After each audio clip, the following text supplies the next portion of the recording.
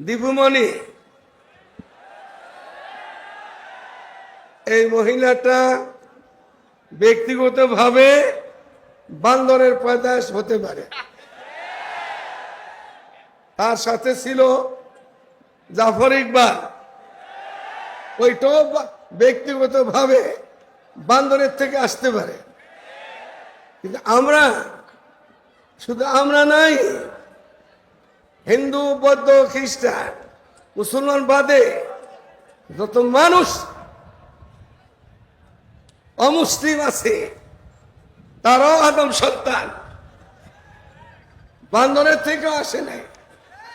কিন্তু এই মহিলা সারা দুনিয়ার মানুষকে বান্দরের থেকে আসছে আওয়াজ উঠাইছিল।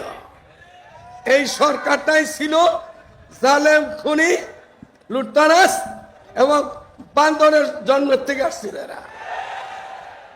আমি এরকম মহাসমাবেশে সবারে বলছিলাম, কুত্তা মরে গেলে জানাজা হয়, শুয়ার মরলে জানাজা হয়, জানাজা হয় না। বান্দর মরলে জানাজা হয় না, মানুষেরই জানাজা হয়, মুসলমানের জানাজা হয়। এরা যে এই দেশে এত বড় একটা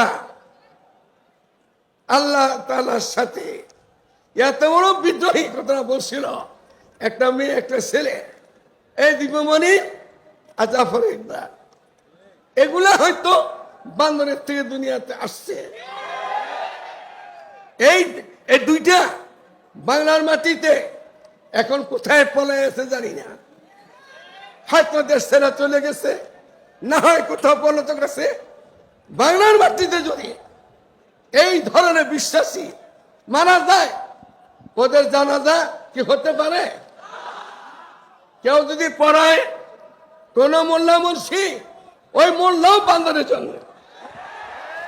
এজন্য এই সমস্ত জালিম, খুনি, সন্ত্রাস দেশ ছেড়ে পলাইছে।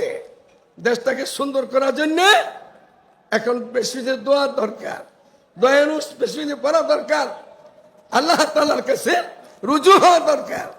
দেশ পাইছি আর কিছু হয়ে গেছে এমন কিছু এখনো হয় নাই, এমন কিছু এখনো হয় নাই। এই জন্য আমরা যেন আল্লাহ তাআলার দিকে রুজু হই।